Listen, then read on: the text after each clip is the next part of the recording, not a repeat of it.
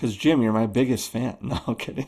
Right. Yeah, I've listened to probably maybe every podcast you've put out, maybe. I don't know. Unless you've done more than the movies and Rust reviews. And that's why I wanted you on here. But Jim, you know the drill. You wanna kick us off? All right. You are now listening to Rust Reviews.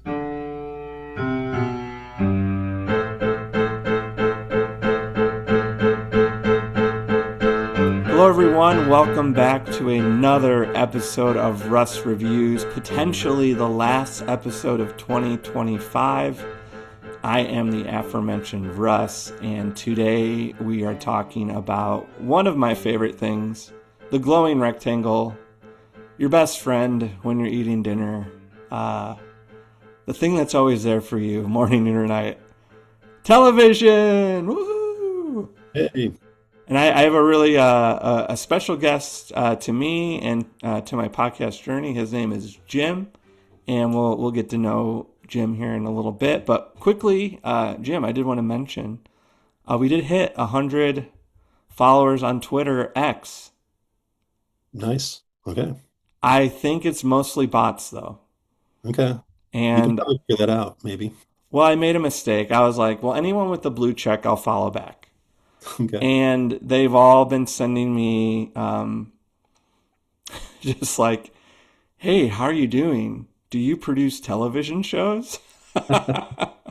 Nice. um, a couple of them I wrote back and I was like, hey, can you put this on the timeline? And they're like, no, I'd rather chat in private. So I think it's like scammers trying to get me to sell them money. Yeah, watch out.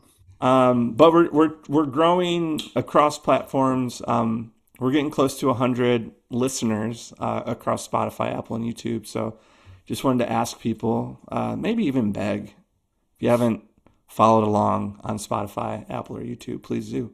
We're trying to hit 100 there, and I think we're at 76. So Okay. speaking of that, though, Jim, you've been a loyal supporter of mine and my podcasting delusion since 2018. Yeah, early days. Uh-huh. I was the co-host of a pretty notorious podcast called Film Lovers Podcast. You can still check it out at filmloverspodcast.com. We have Still some there. episodes up. I think it's still in my feed. If ever a new one came up, it would pop up. Yeah, well, Casey and I did do we kind of did a Film Lovers Podcast episode without David on this channel, but I did use some of our old hits. Hmm. And people, old listeners, were pretty excited about that. But Jim, the I've been asking you to be a guest since I first started. You were a touch reluctant, but the main reason was you have just been a really great support. And back in 2018, when I was like, "This is stupid. What are we doing?" You said some really encouraging stuff and helped me keep going. And I knew once I had this new format where I could kind of interview anyone I wanted, I was like, Jim Barlow's got to be on the show. So I'm also good friends with your daughter-in-law, one of my favorite humans in the world. Hmm. Shout out to her. Hopefully she's listening. And yeah, I'm excited to have you on. So thank you. Yeah, I'm glad to be on. Like you said, you were kind of mentioned it a number of months ago, and I've just kind of delayed through various things, work and timing and stuff like this. And so finally glad to be on. And yeah, I mean, the early days, because I've been listening to podcasts for years. When they first started coming out, it's like, oh, this is amazing.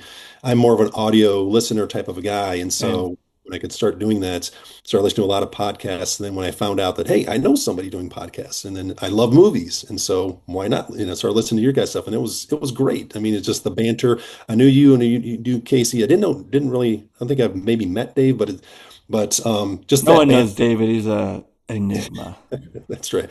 But when you know the people, the banter doesn't bother you, because sometimes it's like I listen to podcasts like, okay, enough of the banter. I don't know you guys. When you know them, it's like it's hilarious. It's like, Yeah. yeah, I know the personalities, and so it was great. Those were always fun Yeah. listening. And then I started, there's a lot of movies I would watch because of what you guys were talking about and recommending and stuff like this. So it was great. Yeah, no, it was cool. And you and I are what I call summertime friends. So Right.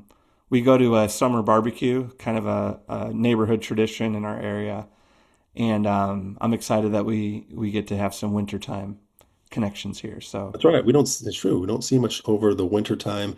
But it's great. You know, in the summertime, we see the families and stuff like this and can yeah, hang out. So it's awesome. Shout out to Kyle for doing that, being a great absolutely. host to us. Yeah. So all right, well, we are doing so. Film Lovers Podcast. We did try to avoid television, but every now and then, David and I would go rogue and do a TV episode.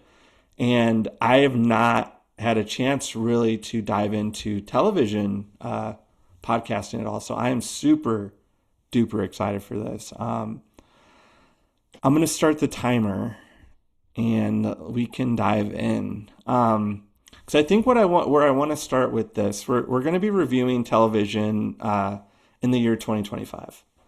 But I wanted to kind of start broad, and I feel like you might have said this to me. Um, you're watching television more than movies now, and television is kind of taking over the movie space for you. Yeah, it has. Discuss. Exactly. There you go. That's exactly one of the topics from the old podcast. Yeah, I mean, I find in some ways the time I have sometimes at night for my wife and I to sit down and watch something is like, do we have 2.5 hours, 3 hours for some of these long movies to watch something? And you don't want to break off a movie sometimes where it's a lot of times a television show, oh, I could sit down for whether it's between 45 minutes or an hour, watch an episode, and now it kind of has a nice break. You can pick up the next time. So it kind of has that nice break, a lot easier to take these smaller bits, but also you have an opportunity um, to tell your longer time to tell your story. You get into the Mm-hmm. characters stuff like this. So rather than trying to condense everything in a 2 hour movie or even a 3 hour movie, it's like, oh, I got 8 episodes, I got 10 episodes or whatever to kind of enjoy, get more in depth in this. And particularly, we'll get into some of these streaming services where they may take like a book or something like this, and they made a lot of movies out of books or something like this. But when you can make a television show, it's like, oh, now you can really go into a lot more depth and stuff like this. And so I've just super enjoyed the medium of television. They always say, maybe we're in the golden age of television because, I mean, was it 10, 15, 20 years ago, big name actors would never be in television. It's like, oh, Right. it's a faux pas. I don't want to go to that lower medium. Now it's like they're all over the place. It's Yeah. it's not it's not any bad thing that, oh, if you're a big movie star to be in a television show. It's like, oh, a lot of them want to be in these shows now because there are some fantastic shows that are out there. Yeah. I feel like DiCaprio is one of the few holdouts. I don't know if he's been in a TV show yet, but he does documentary voiceover, so that might Okay. scratch that itch. But do you guys just not watch movies anymore? Oh, we do. I mean, we'll point, when we have the time, it's like, oh, it's earlier in the night. Let's go ahead and sit down and watch something. Christmas time is huge. We're big into Christmas movies, Yes. after Yeah. Thanksgiving. Has to be after Thanksgiving. I don't want to, no Christmas music, no Christmas movies before Thanksgiving. So, Okay, what's the first movie you launched this season with, Christmas wise? White Christmas. So Oh, that's a good we one. we have family dinners and everybody was over, including, favorite friend of yours, my daughter-in-law. And Shout out Riley. that's right. And after dinner, we all went back and watched White Christmas. Oh, It's fun. I need to get the invite next year. okay. I'll put you on the Is list. that the one with sisters? Sisters. That's the one. Yeah, oh, yeah. Oh man. My in-laws and my wife, they love that movie. So I had never seen it till I got married into that family and I was like, what have I been missing my whole life? This is Oh, yeah. great. Well, we had watched it, and then we started, when our kids were getting old enough, it's like, oh, you guys got to watch this movie. And most of our kids, it's like their favorite Christmas movie. They love it. The humor and the songs and stuff like this. It's like, yeah, whenever we want to bring up any Christmas movie, the first one's like, oh, we got to watch White Christmas. Okay. So, So yeah, we are. You've gathered this, but my wife and I are Disney adults, so we like to launch Christmas with A Nightmare Before Christmas because it hits on two holidays my wife really loves decorating for. So we watch Nightmare Before Christmas as she kind of turns the house over from fall decor to Christmas decor, and then I'm pretty strict where when Christmas is ending and we're putting everything away, I like to put on A Christmas Story and have it on in the background because I've seen that movie probably 600 times. I yeah. don't need to sit down to watch it ever again in my life. That was a big thing for our family. It would be on TBS the whole day, just like in the background. So I like to end with a Christmas story, and then we have a 5 year old now, so I'm watching all sorts of Christmas content I would have never So is it bad to imagined. say that I've only watched A Christmas Story maybe once? No, it might be good. It might mean you have a healthy relationship with cable television. Okay, there you go. Yeah, I don't know. It's just one of those movies. It was a big part of our family. My uncle has a leg lamp that he puts out, and um, yeah. So nowadays I'm watching like Elmo Nutcracker, which is interesting. I don't know if you have grandkids yet, but Yep. um, okay, that's a good one actually. I would recommend. You learn a lot about Nutcracker, which is another thing I didn't know a ton about. But hey, we're not here to talk about Christmas. We're here to talk about television, the Mhm. glowing rectangle. So yeah, what kind of wanted to. I'm similar. Like TV has kind of filled a lot of the cinema space for me. I think just because I found that TV was putting out more compelling characters.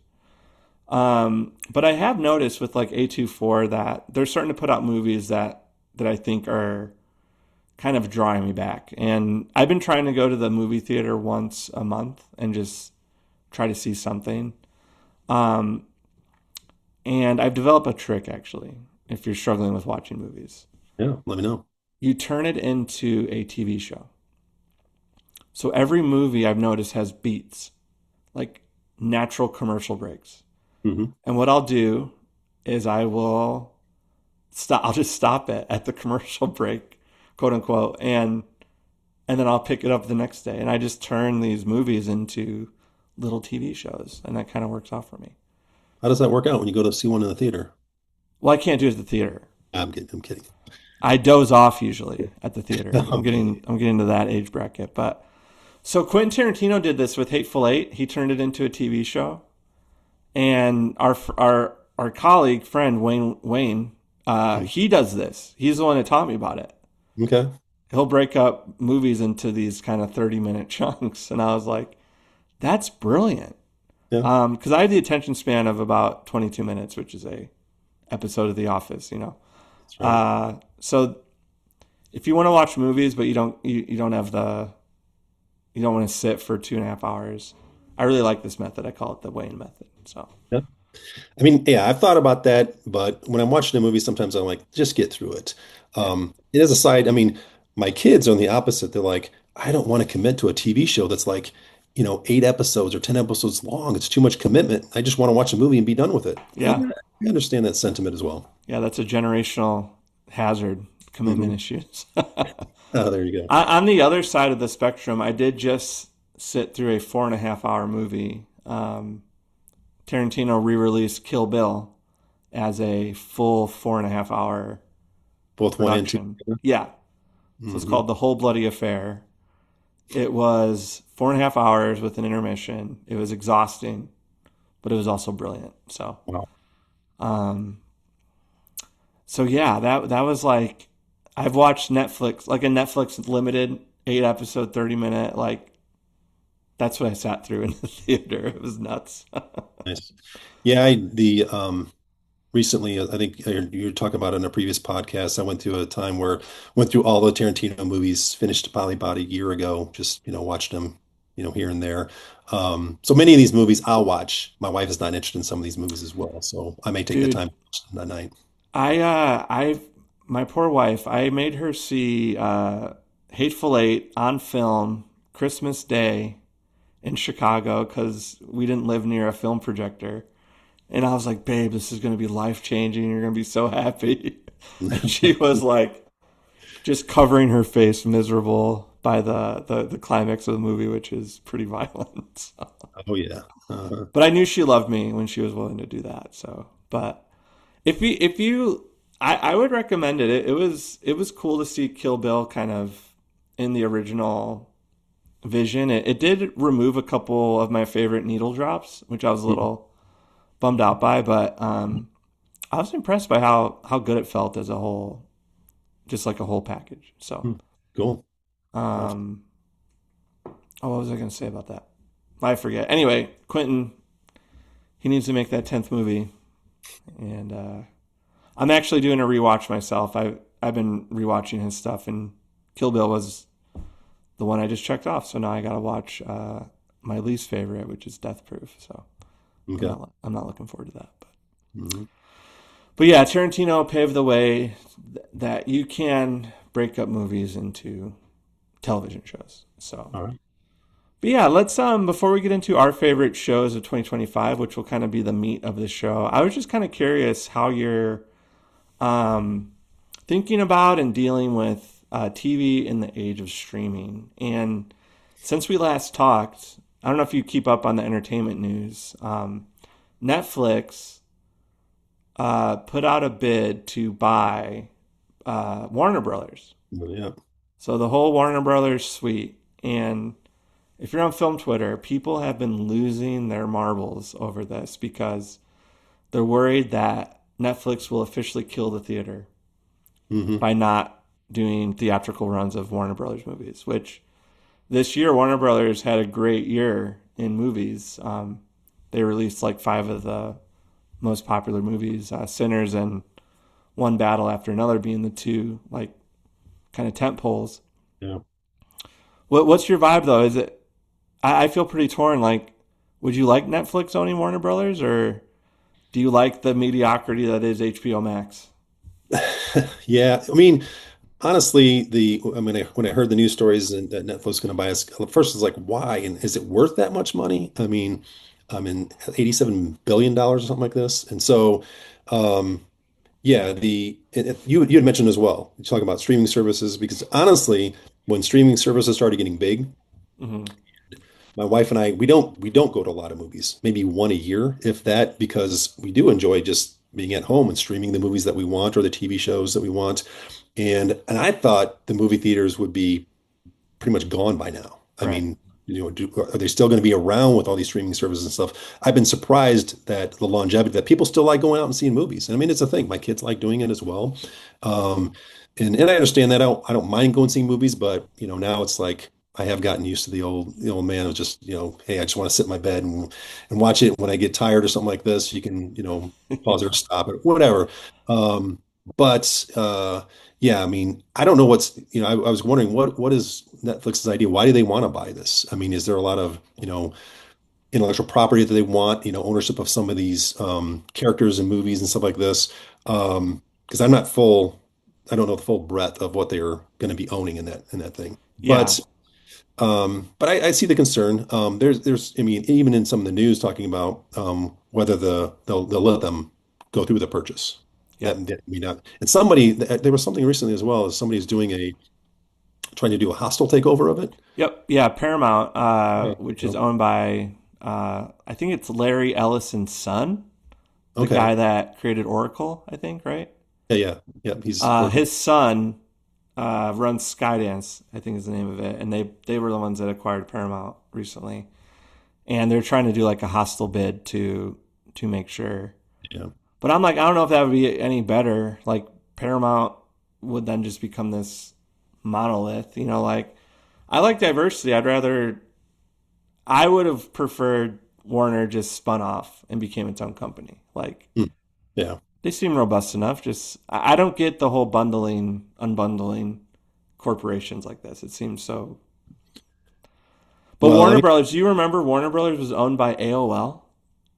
oh yeah, yeah, yeah. Remember, like all the movies Crazy would as well. say Time Warner AOL on Yeah. the Yeah, well, bottom. I mean, when they bought him, it's like, is AOL even worth the amount of money that they're buying Warner Brothers for? I mean, yeah, that was a crazy. Yeah, Just it's that was nuts to back me. then. My guess is Netflix wants it so they can have HBO.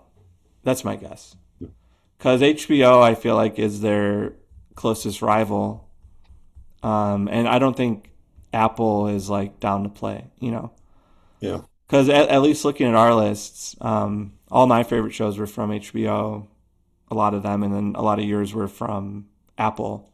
Hmm. And I think Netflix is having a harder time like getting into the prestige Yeah. area. I don't know how many Emmys they're winning. Like it seems like Apple and HBO are the two that are kind of dominating the space. Yeah, I mean, well, when Netflix came out, I mean, they were the big dog. I mean, everything was Netflix. Right. But when all of these other streaming services started up and started pulling their content from Netflix, then you saw them, I mean, struggling a lot. So, Yeah, yeah. yeah, it was like Breaking Bad, Mad Men, Yeah. Orange is the New Black, like all these shows, like, and then they're like, well, why don't we just keep those shows on our services? But Yeah. I don't have Well, an AMC Plus account. I don't know if you do, but I'd rather they were all on Netflix. well, so yeah, that gets into the next point around like streaming costs because Yes. now you can't just say, oh, I got Netflix, I can get all the shows I ever want to watch. No, I want to watch this show, it's on Disney. I want to watch this show, Paramount, this show is on Apple, whatever like this. And so how do you deal with that? I have the benefit of having a number of kids, and they have YouTube, Paramount, so I have the ability to utilize some of their services to watch some of these TV shows. All Um, right. so yeah, so I have a handful of ones to choose from, and then we do Apple, we have Amazon Prime and that kind of stuff. But so yeah, I have the ability to see a lot. But there's occasionally it's like, oh, this show, I'm not going to watch it. I had HBO Max for a while when we had AT&T as a internet provider, and there you can get it for free. And now we don't, and so some of those shows on HBO Max, it's like I just don't have access as much as I did before. So Yeah, yeah, and HBO's kind of in a touch of a lull right now. I would say they don't really have. I got booted. I was sharing a password with a friend, and it booted me a couple weeks ago, and I was like, "Oh, well, that's okay." There's not really a ton on there that I'm like dying yeah. to see. Yeah, we right now we have Prime, Disney Plus, and we just got added to our family's Netflix account. So Netflix will let you add a relative for like $9 a month, something like that. So my father in law added us, and my wife's like a Netflix person through and through. Like Netflix is built for her. I'm more of like a HBO and Criterion snob, Mhm. and then Disney Plus. This frustrates me so much.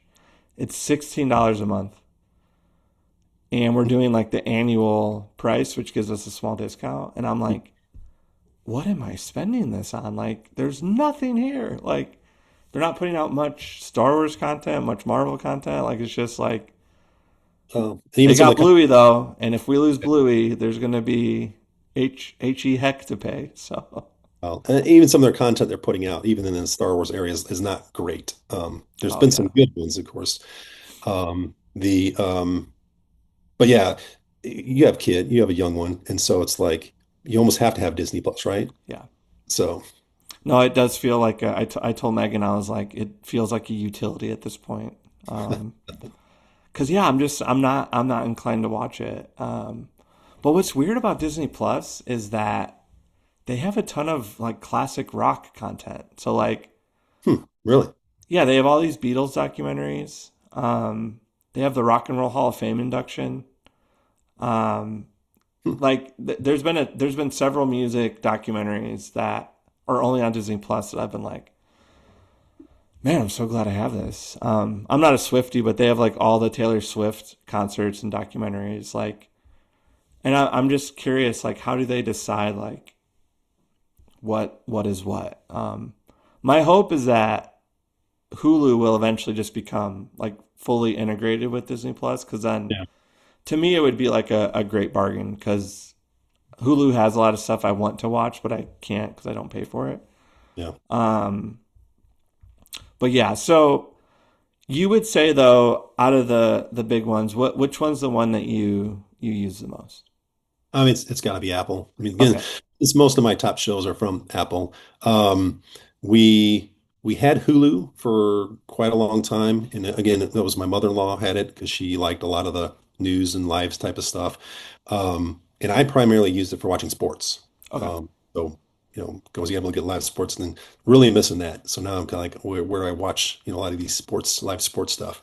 yeah, Um, and so recently we didn't have Netflix for a long time. So now we've had Netflix kind of like, got rid of one internet provider, changed again, we changed phone providers. Now we're getting Netflix for free.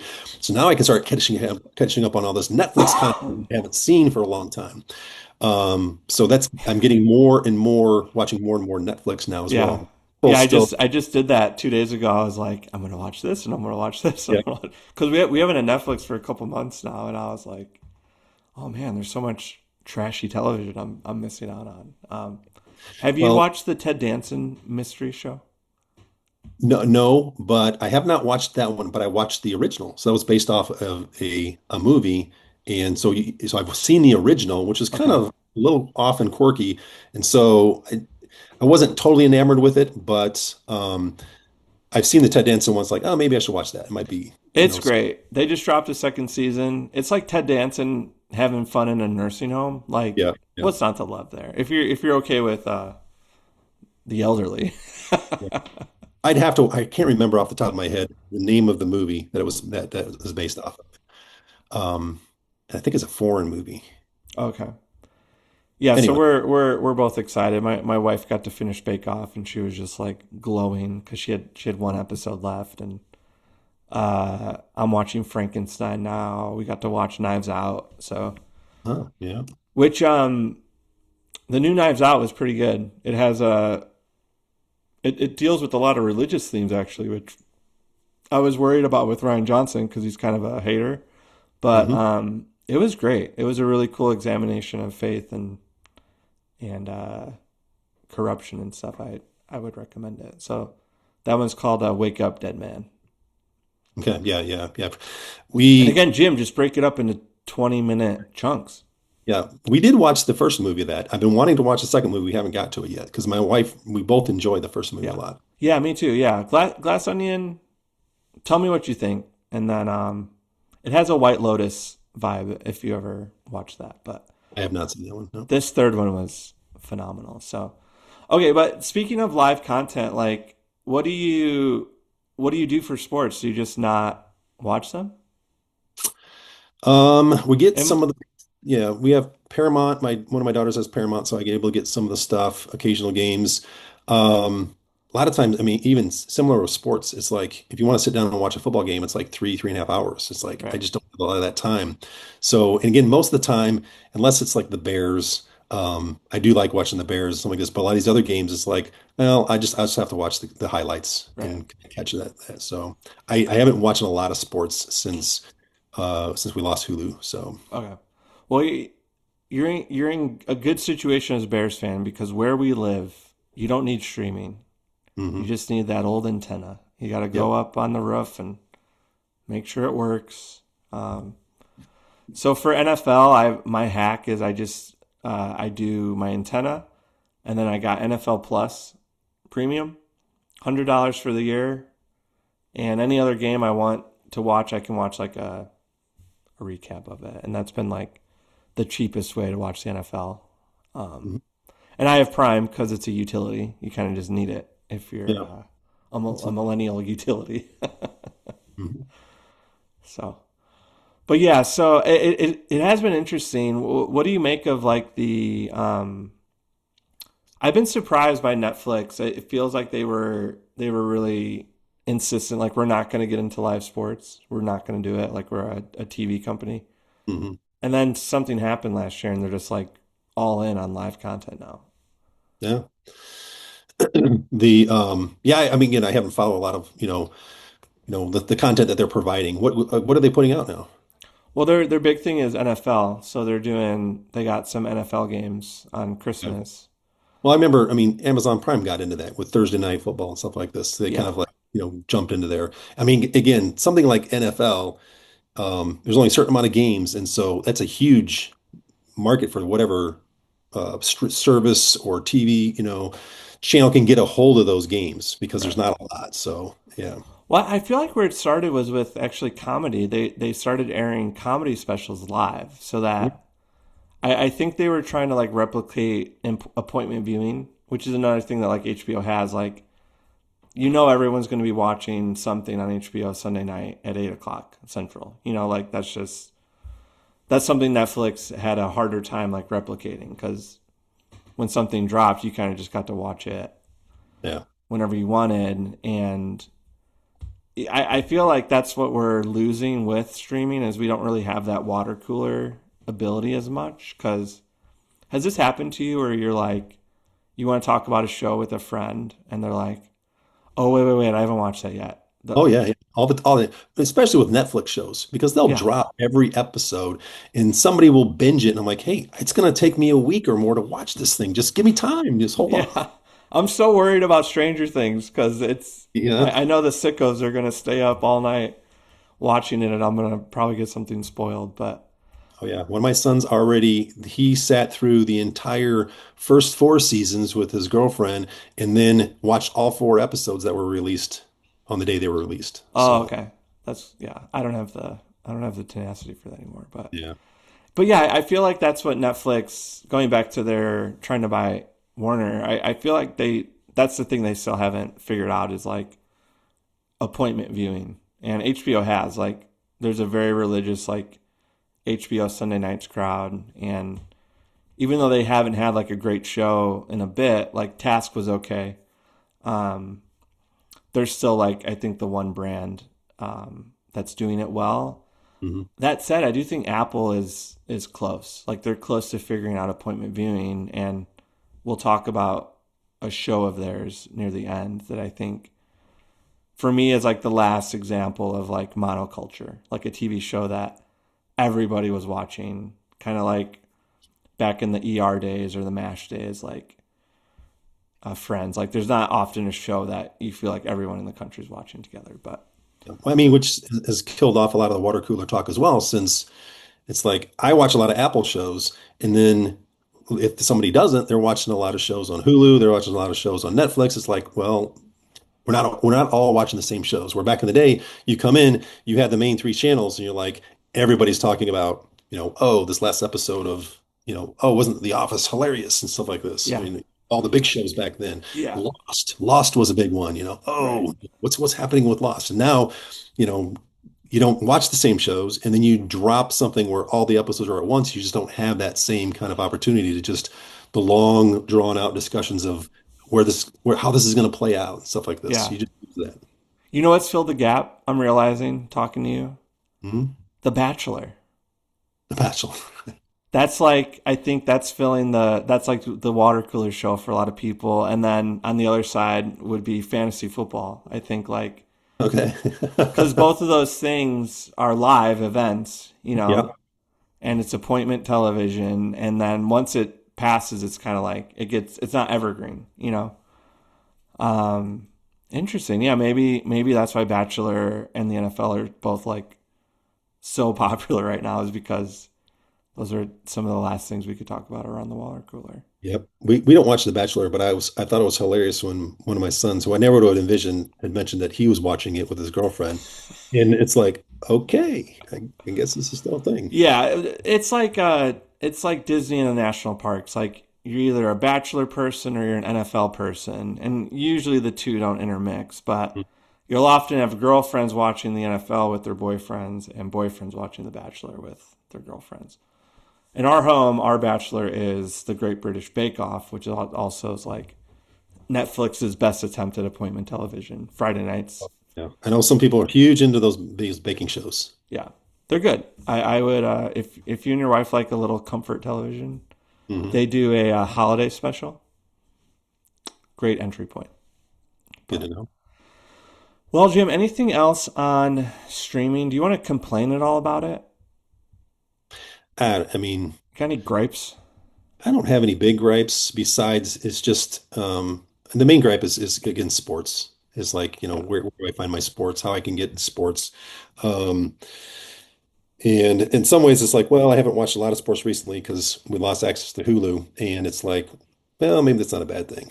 yeah. How much money are you willing to spend? Yeah, yeah, yeah. I mean, yeah, if you wanted live sports on Hulu, I mean, it was like over $70 a month Yeah, yeah. for Well, live. that's what I was gonna say. It's the best option is Fubo in my estimation. But legit, if you have the sports, it's like it's close to $100 after Yeah. taxes and broadcasting fees. And I'm like, that's Comcast. You guys have just become Comcast. And my goal in life is to never go back to Comcast. Yeah, yeah. Yeah, my main gripe with streaming is it's just so expensive now.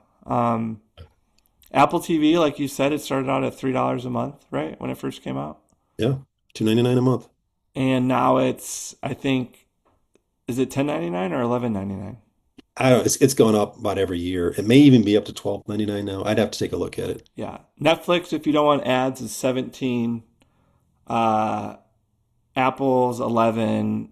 Disney Plus, if you don't want ads and you pay annually, is 16. Paramount Plus, which is nuts. I don't know why anyone would have Paramount Plus, is also very expensive. Hmm. There's nothing on it. HBO is like 15 now, I think, if not more. And my main gripe is okay, they all have these ad supported tiers. But have you noticed, have you ever watched any ad supported streaming? Oh yeah, yeah, I've had to. Okay. They show you the same commercial I know. over and over and over again. And I had some commercials that were not targeted at my demographic, they were mistargeted. I understand.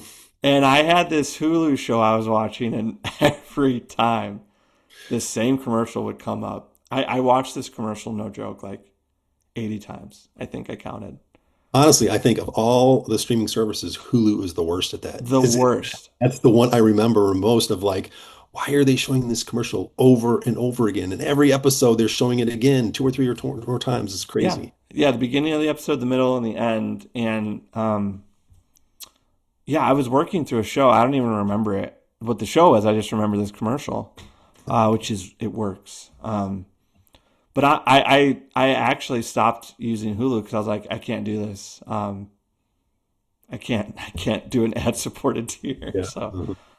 I was getting that password from a relative, and they actually canceled. So it was kind of a blessing in disguise. But I was like, I just got to get through this show. That's so funny. I can't even remember what show it was. Was it And wasn't Paradise, was it? no, it was Always Sunny, I think. Oh, it's okay. Okay. Yeah, it was something I was just like, I just got to get through this. But yeah, the terrestrial TV, at least, like, their ads are, it's weird to say, but like palatable, like, and I love seeing a good ad for a local company here in town, Yeah. O'Reilly Auto Parts, or, well, they're not local, but shout out Riley. Um, we also like Riley's husband. He's a good person too. Mhm. Yeah, Gotta he's a good guy. give him some love. Um, all right, yeah, that's my main complaint. Get better with the ads, Disney. Come on, you guys are a multi-billion-dollar company. You can do it. Yep. All right, you want to transition to our favorite shows of Yes. 2025? Yeah. Make sure we have time to cover these. Yeah. Well, yeah. Well, we can kind of fly through the first couple. I want to spend most of our time talking about the last show, if possible. Yes. But Hmm. um, so yeah, let's dive into number five. So we're gonna share our five favorite shows. We cheated a little here, Jim. We Yes, we we did. we put ties. Do you want to just pick one for five in the name of time? Yeah, these because we had some, I guess, honorable mentions that we Yeah. won't be able to get to. So, I mean, out of these, Yeah. Say your honorable mentions, and then pick your top five. Your top uh, 4 or 5. okay, so the honorable mention, of course, Slow Horses from Apple, Paradise from Hulu, Arcane from Netflix. Out of those three, probably, I did like Paradise a lot. I mean, I mean, one thing I noticed with Apple is they do a lot of shows based on books. Yeah.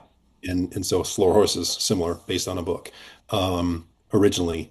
The earlier seasons are fantastic with Slow Horses. Later seasons is kind of like I watched season number 5 and my wife watched it with me and she was asking me all these questions. What about this? What about this? And it's like, oh yeah, I guess I understand that. You have to understand the character and the build up over the seasons to kind of know where it's at. Because like this guy, why is he even on the show? It's like, well, this and so yeah. Okay. But yeah, those are kind of my honorable mentions, number fives, easy. What what uh what about Paradise made it stand out? I mean, honestly, it was intriguing. The whole, are you familiar with the show at all? No, no, my buddy told me to watch it. Shout out Caleb, but I didn't. Okay, it's intriguing because when it starts off, I don't want to kind of spoil the twist in there because about a few episodes in, there's a twist of like what's really going on, Okay. and and then the whole aspect of the show changes a bit, and then you get to the end of the show and it leaves you on a cliffhanger that's like, oh my gosh, where are they going with this thing? And Okay. so it just had a lot of suspense in it. It had a little sci-fi-ish aspect to it as well. So Okay. And that has James Marsden and Sterling K. Brown. Are they yeah, though? I believe so. Okay. Yeah. Yeah, I will. Well, I can't watch Hulu anymore, but maybe it is integrated into Disney Plus. But yeah, no, that show did look interesting. I do like those kind of mystery box shows. A Mhm. lot of my shows are mystery box shows. I think that's a genre I really enjoy. Um, but yeah, I just couldn't handle the ads, so I was like, I'm not watching another Hulu show. Okay, with All right. Slow Horses though, Gary Oldman's in that. Does he Oh yeah. fart a lot in that show? Yes. I mean, it's What's the hilarious. deal with the fart? No, I mean, honestly, his character is this old, cantankerous spy, Okay, British spy that has to run this group of misfits. And, and it's like the people that have gotten kicked out, they haven't fired him from MI6, but they've kicked him out into this misfit organization that he has to run.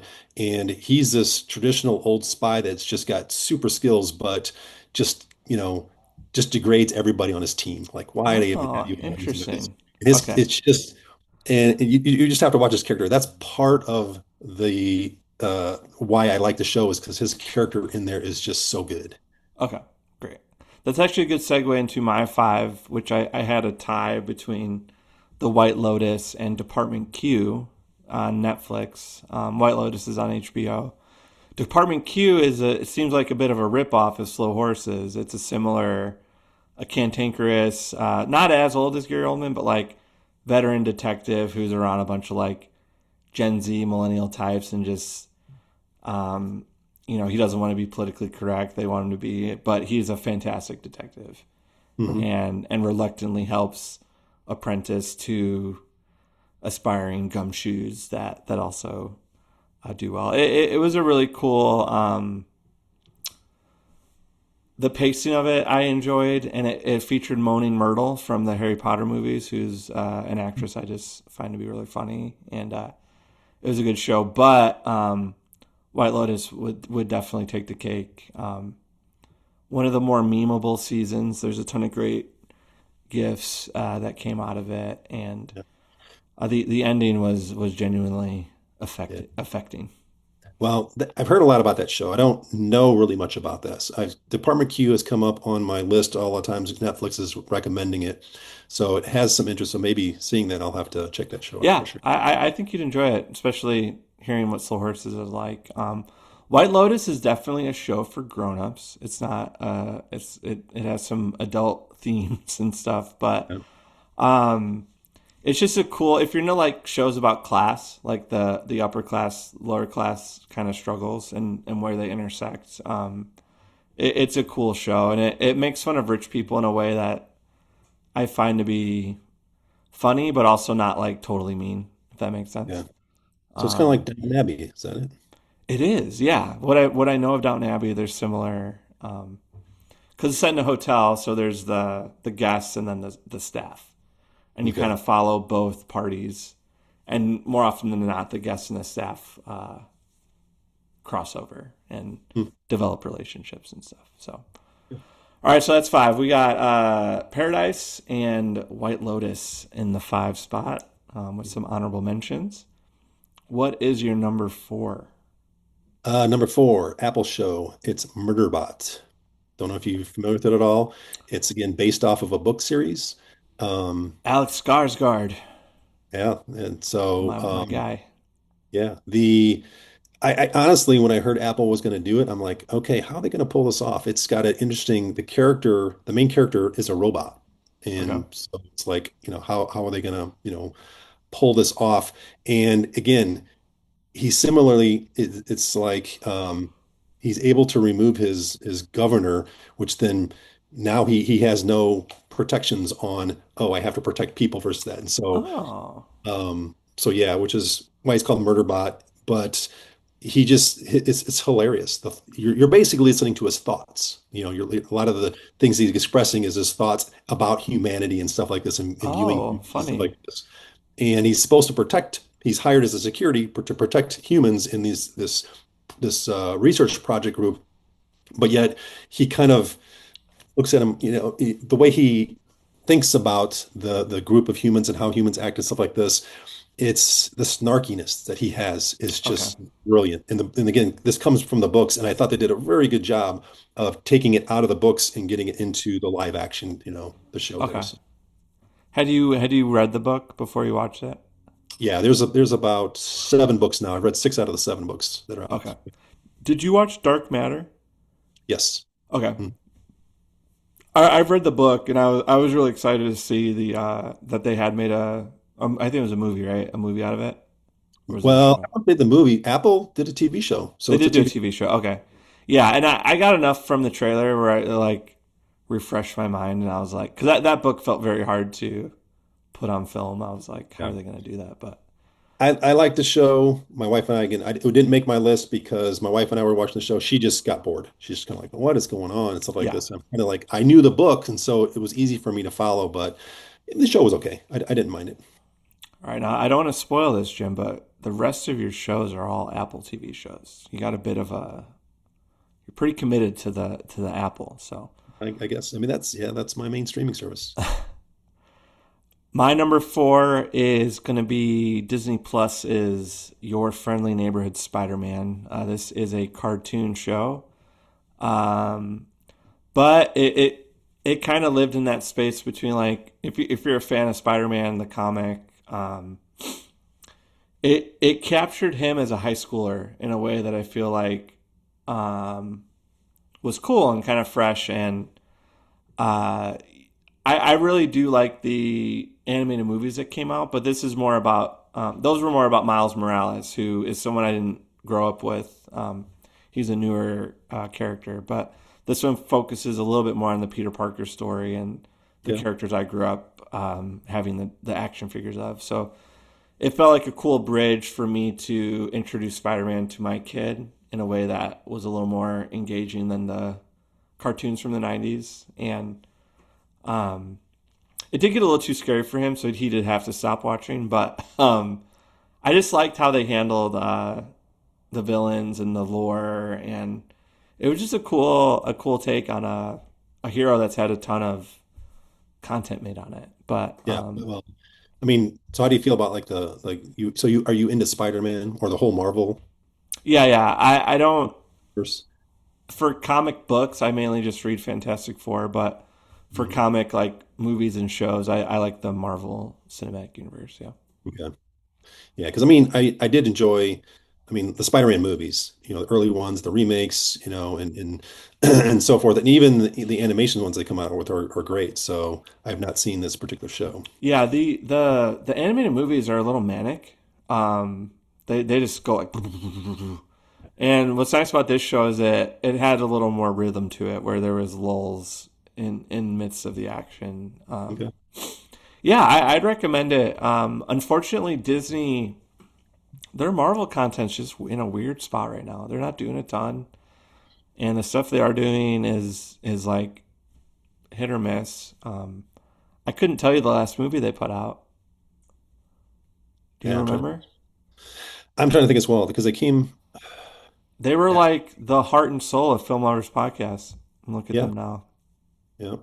Let me check. Compelling content right here. Oh, the Mhm. Fantastic Four. Well, I feel bad Oh, that I okay. forgot that. And Okay. Thunderbolts and Captain America all came Yeah. out this year. Anyway, kind of a weird time to be Marvel, but such is life. All right, number three, Jim. Yet again, And another Apple show. Another Apple show based off of a book. You've Um, siloed yourself. it is Silo. Yep. The so this is based off of a book called Wool, written by Hugh Howey. Gosh, it's been 10, 15 years ago. Yeah, probably 15 years ago or more that he wrote it. And he's an interesting author because he was coming out and he's writing it as little novellas, and he was self-publishing through Amazon early on through the Oh, self-publishing cool. and got a huge following. It just like um it went viral. A lot of his Oh, books, cool. the discussion and talk around his books, so science fiction-ish there. And so when I knew, again, similarly, I'm like, how are they going to make a show, or even could they ever make a movie out of this thing? And then Apple picked it up and did a show of it. So I'm like, I've got to watch this.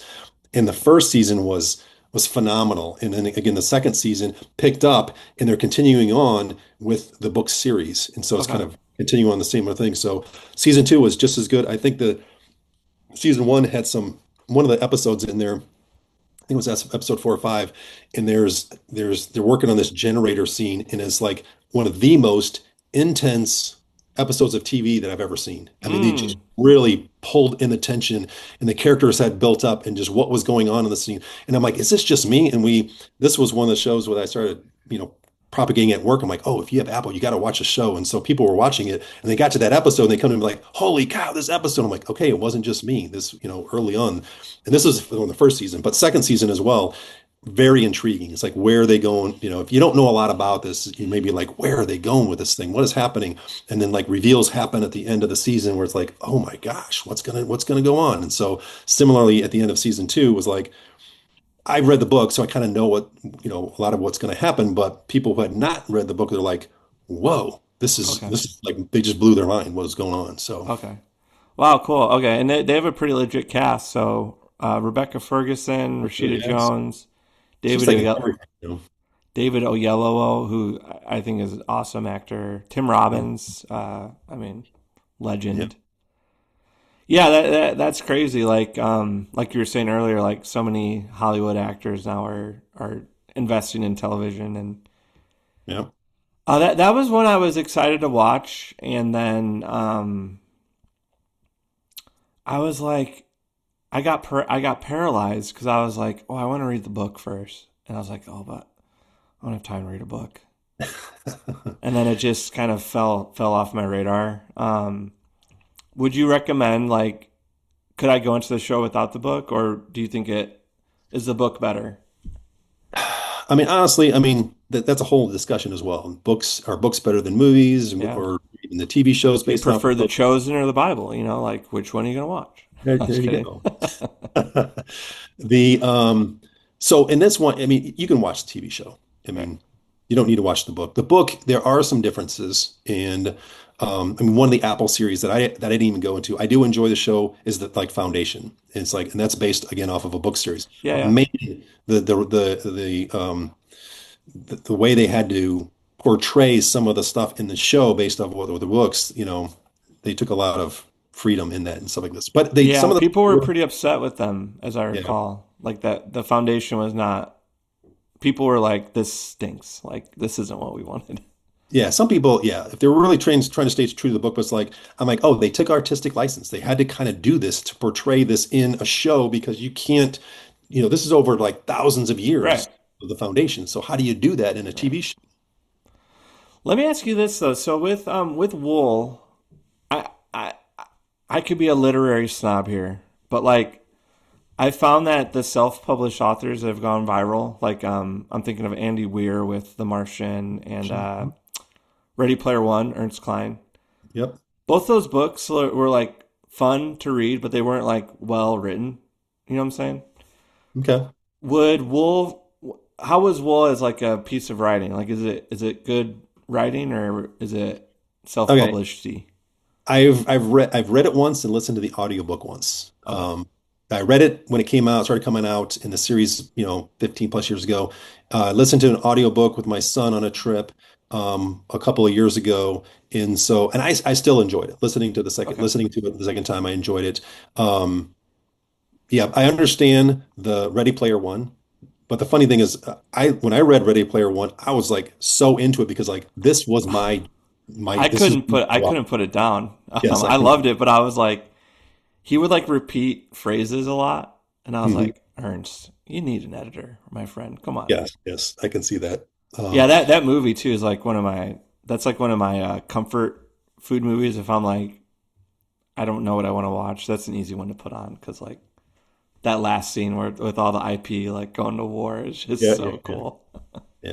Um, I mean, I think Ernest Klein, so his books I have appreciated less. Okay. Armada, Ready Player Two is like, I just didn't like as much. Andy Weir, I like his books more. Okay. than like The Martian. The Martian was good. Enjoy again. It's kind of like Yeah, yeah. easy to chew, easy to get through. It's in and then the rest of his books get better. Okay. Project Hail Mary was probably one of his best, his latest ones. Oh, that's good to know. I've had that on my to-do list. Hmm. Okay. Yeah, I'm probably being a little too hard, but that's what happens when you spend a year reading Les Mis. You just become a That's snob right. because Victor Hugo, he has very high standards, for Hmm. literature. But okay, that's good to know. Project Hail Mary has been on my mind. Martian was another one I just like couldn't put down. It was so exciting. Hmm. Um, okay, Silo. My number three is a show from HBO again. That's my preferred streaming service called Task. Again, a theme here: a washed-up detective, a veteran, is tasked to lead a team of three young. They're probably more millennial than Gen Z, aspiring FBI agents. And do you remember with Law and Order? They had like Law and Order, and then they had Criminal Minds. And like Criminal Minds, you knew who did it. Law and Order, you didn't. Yeah. Task was kind of a mix of both, where you got to follow the protagonist and the antagonist on a parallel, and then they intersect in a really cool way. Hmm. I mainly like this show for its structure. I thought it was one of the more interestingly kind of organized shows. It's by the guy that made Mayor of Easttown, which was one of my favorite shows when that came out that year. And he just has a good he has a good way of making bad like the villains not feel like villains. You kind of learn the full scope of what they're doing, but there's still good moral clarity if that Yeah. makes sense. But yeah, cool show, good twists, and I liked the structure a lot. But Yeah, have not seen it. I know. I mean, I haven't seen the whole show. Since I had a preview of your list beforehand. I'm like, oh, I had the opportunity to watch the first episode of that. It looks intriguing. I mean, I yeah. did like. Question for you: how would you feel about rather than Mark Ruffalo being the character of being Michael Keaton? Did Oh you hear about that? no, I didn't. Yeah, the Michael Keaton was asked to be the lead in that show before Mark Ruffalo, and he ended up Oh having to pull out because of other obligations and stuff like this. So I'm like, wow, that would have been great. I feel like he would have brought something a little different, I think, than Ruffalo. I feel like Ruffalo's a little more depressive, which I felt like helped, but I feel like Keaton might have brought a little bit more like the zany, which I don't know. yeah, I and really liked Mark's character at the end of it. So, yeah, but he can yeah, do I some, feel like he would have done a great job. He's a yeah, great Keaton actor. can get a little crazy, but he can do some intense stuff. I think it was in Dope Sick that Oh, I didn't know that. somebody about a show about the whole dope Yeah, the crisis, right. basically, and yeah, he was a doctor and he was like a serious kind of character in there, so he was good. Yeah, if you've seen Spotlight, he's great in Spotlight. I would imagine him kind of doing a Yeah. similar thing. All right, task number three for me. All right, what's your number two? Let me guess. Apple. Apple. It is Apple. And again, this is a new show. Honestly, we had talked about doing the show a few weeks ago. Didn't work out. This bumped down everything from second down. I couldn't put it first because the show's not over yet, but this is Pluribus on Okay. Apple. It's a Vince Gilligan show. Of course, loved Breaking Bad. The Loved legend. Better Call Saul. And it's just again, this show here, without getting into it too much, a little bit if you watch the trailer, it's one of these shows he even says, go into the show, the less you know about it, then the more you may enjoy it Right. initially, because you're kind of like trying to discover what's happening as it's going on. Um, again, a lot of the characters, well, not, I mean, there's a number of characters in the show. His main character, Ray Seahorn, um, from Better Call Saul. A lot of these people work together, and so you see that. But thing about Vince Gilligan is a lot of his shows are slow burns, in the Right. sense that you got to go through an episode two or three or four before it really starts building up, because he'll spend an entire episode on just one aspect of a character, building it up, and then at the end of the show you're like, whoa, okay, now I see what you were doing through this whole episode here. And he does that over multiple things, but there's a lot of reveals in this show of like, what is going on? Oh, whoa. And then of course the cliffhangers at the end of one show, it's like you see this surprised look on Ray Seahorn's face. It's like, oh, and they stop the show. They're like, what did she see? What is going on? So it's like you have Uh, these little, reveals that are happening because there's a lot of mystery in this show. yeah. Um, Yeah, it's been killing me that I can't watch it. I'm very excited once I get this Apple TV thing set up. yeah, I mean, caught up to the latest episode, but there's still two more left, I think. Okay, So, so maybe I can get it in before the season finale. All right, here's what I want to ask you though. My number two is The Rehearsal. mhm. HBO, Nathan Fielder. He's an acquired taste. If you're not into him, you probably won't like the show. But What um, I yeah, agree. it's all about pilots. Um, but yeah, he just asked some really interesting questions about what it takes to be a airline pilot. Hmm. But then there's this something that happens at the end of the show that I just found to be incredible. A really cool blending of reality and reality television, if that makes sense. But again, I don't want to get too much into it. But if you're a Nathan Fielder fan, you've probably watched it already. But if you want television that's unlike anything you've ever seen, Yes. this Well, I would recommend. I have not seen the second season. Similarly, when I had access to watch the first episode of Tasks, this was a short one, so I watched an episode of The Rehearsal as well. The second season. I Okay. saw the whole first season. So, because I heard a lot about the first season, and I was not familiar with Nathan Fielder at all until I was watched the first season of The Rehearsal. And then I got hooked. It's like, what has this guy done? And I started watching Nathan for You. That was access for that. Oh, And I'm like, this guy is he's nuts. nuts, man. And the stuff that he does. I mean, like even these if you understand it, without revealing much to the listeners of the rehearsal, you're basically he's into like doing these rehearsal things. So even like you're watching an episode, he's talking on the telephone or something like this, and then he'll walk into a room and then he's talking to the person there's like, oh, okay, that's what. Now I'll make the real call. And Right. so it's like the whole blend of what is reality and what is what's acting versus reality. And the whole time I'm wondering is like, is this completely put on, or is there real reality behind this? Right. So Okay, Jim, you gotta watch this okay, ASAP. You are gonna die when you watch that last episode. It's so good. And then text me after you see it, I because will. I will. Luckily, I mean, yeah, I might. There's only six episodes, right? They're like half hour each. yeah, yeah, you Okay, could fly through it. The last one's an hour, but it'll be the best hour of TV you watch this year. All right, but except for maybe the number one show. except for the number one show. So what I wanted to ask you though was, I'm getting my Apple TV Plus back probably next week. Out of these five shows or four shows, which one would you have me start with? I mean, start with Pluribus. It's the Okay. it's the most new, the most recent, and particularly because similarly, if you know people that are going to be watching it because it's got a lot of buzz, Vince Gilligan's new show, watch it so that if you run into any friends, then you've seen it. It's like, Okay. okay, you don't have to spoil anything. Then I'd say go backwards. Then Silo. If you want a quicker show, Murderbot, they're half-hour episodes, so it's Oh, not you can rip through that whole season okay. pretty quick. And I love that actor. He's one of my favorite actors. Yeah. He's so funny.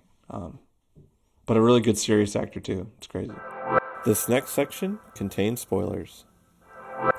All right, our number one is shared, and this should be the number one show for everyone in the Agreed. country. It's phenomenal. It's Ben Stiller, the same guy that made Cable Guy and Zoolander. He's made probably one of the best shows in the history of TV. Severance season two is our shared number one show, an Apple TV show I managed to watch this year. Yeah. I went to some shenanigans. I found out that Best Buy earlier in the year had a free 3-month trial on their website. Okay. And I was like, certainly this will not work. And it worked. You go, you put in your cart, you buy it, $0. And then they email you a redemption code and you get Apple TV for 3 months. I was Nice. like, For a minute there, I thought you were going to tell me that you had to go into the Best Buy and watch every episode in Best Buy. And then, that Best Buy is kind of a sad place right now. So it is, yes. they got rid of all the things I like. It's like It's nothing. But Yes. So quick, and this is our number one show, but what's better, season one or season two?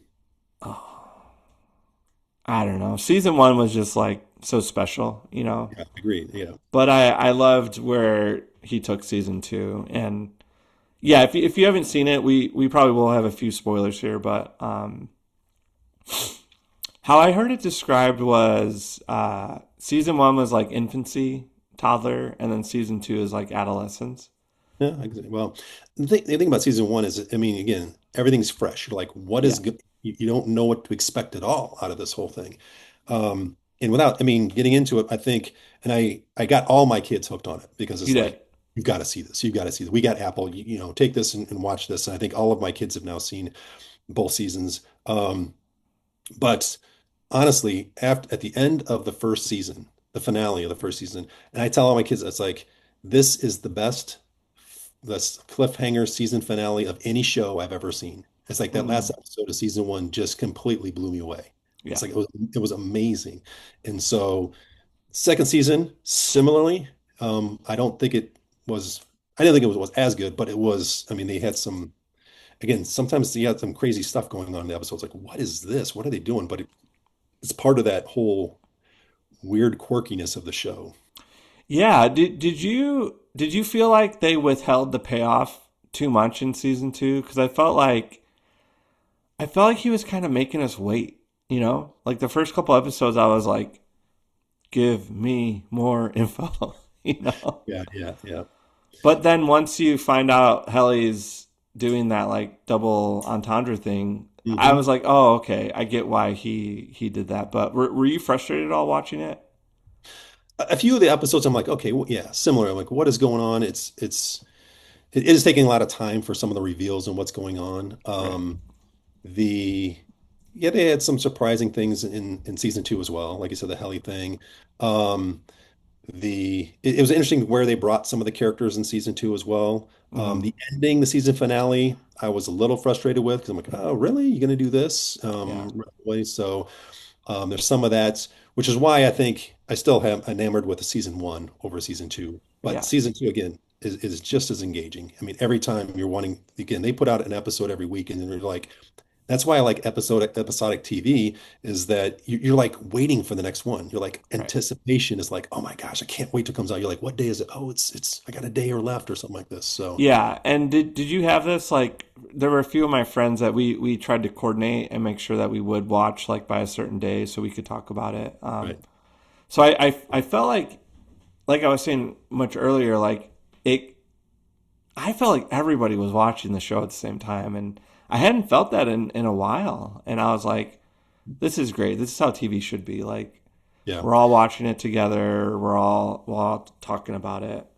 Well, I Uh, didn't feel that with first season because it was so new. But then the second season took, I don't know, how many years? 3, 4 years? three, yeah, Yeah. It's like it was so long, the anticipation for everybody's like, then everybody wanted to watch it. So yeah, I didn't feel like I had to, nothing was going to get spoiled because I'm watching it right when it comes out as well as right, all my friends and stuff like this to discuss this. yeah.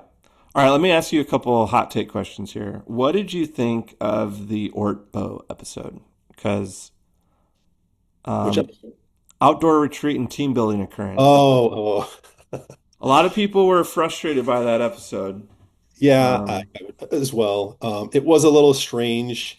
Um, Again, a lot of times I was a little frustrated because I think they came back with, was it I think it was the second episode.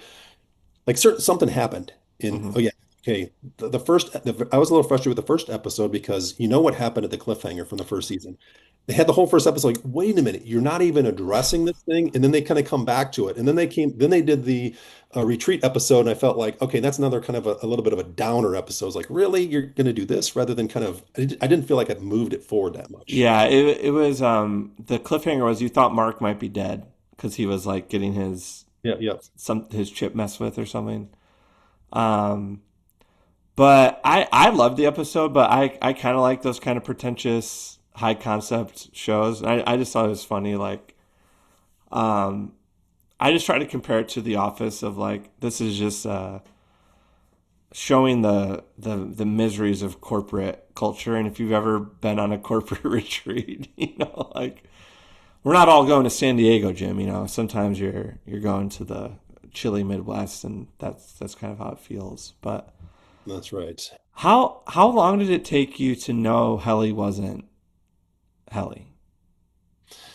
Uh, I mean, that was a little bit of a surprise, but you kind of suspected something early on. You're like, okay, something's a little off here, particularly because, they didn't address a lot of what had happened from the season finale, Right, you know. And so, um, again, what's Turturro's character, Irving? It's Irving. like Yeah, he like seemed to know it right away. It's like, how did he have this insight into this? And yeah, and what he did to kind of reveal that was interesting as well. And that, but it was interesting how he was so, knew exactly what was going on. right, And so there was some suspicion. Again, you had this because you're able to do some water cooler talk afterwards. There was suspicions, and if you look at the reviews online, or of the episodes, it's kind of like, oh, they're already kind of suggesting this may be the case. right. And Um, what I thought was cool was I love that it brought up this idea of like infidelity between the innies and the outies. Like Mark accidentally cheated on Helly with Helen. That's her yeah, name, right? yeah, Helen. yeah, yeah. And then Dylan's And- wife yeah, has an affair with Innie Dylan, and that really breaks Outie Dylan's heart. You know, like I was like, oh, that is so fascinating to think about. I love that. I was not expecting that element of like, oh yeah, you might that person's Innie might be a little bit more like the person you met when you were young. Like, yeah, yeah. Well, I mean, again, I thought it was super intriguing at the birthing center episode where Mark is able to go. It's like he could have a conversation with himself, like you know, almost immediately in the sense. It's like that was brilliant. I mean, I was just surprised. I'm like, oh, because like I was figuring like how could you do something like this, in some ways, and they pulled it off. It's like, oh, this is how you can yeah, do it. And again, I don't know if it was one of those, planned things or, anyway, the whole idea of that birthing center, being able to have a facility that can, enable something like that to happen. right. Yeah, that was so cool, and it was a cool application of the technology. Like, oh, you can have a pain free birth. Like, you know, your Innie will experience all the pain, but you can go in and not experience it. I was like, oh, that's a good. I could see that selling actually. Yeah. Have you ever argued with a 5-year-old? I know it's been a while since you've Well, had littles. I've had a number of 5-year-olds. It's been a long time, but yeah, Because that's what that reminded me of. Like my arguments with my son reminded me of Mark and Mark having their debate. Because Audie Mark was like, "I made you. I brought you into this world. I can bring you out of this world." And he Mark's like, "How dare you? You can't do that to me. I have rights. Like I'm a person now." I just thought it was such a cool. I loved how they got into some of the consequences of what having an innie would be that I just hadn't really yeah. thought through. I wasn't revealing too many in my comments. I didn't know how many spoilers you wanted to No, add, we but could be full spoiler for this. Don't worry. okay. Yeah, I preface it. Yep. And I could even I made a little spoiler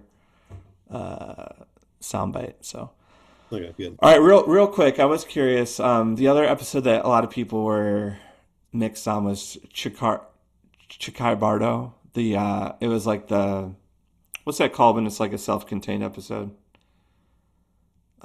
It was like that really artsy episode about Mark and Gemma meeting, and it was like kind of felt like a Terrence Malick movie, just very like expressive and abstract, and a lot of Yeah, yeah, cool yeah. camera angles and Yeah. I mean, similarly, um, it's the kind of episode that I'm not surprised they do in this kind of a show because it's kind of one of those things where it's like, oh, they're doing an episode that's again like similar to the retreat episodes. Like this is just it's almost like tangential. It's like going off in a completely different direction from where the show usually goes.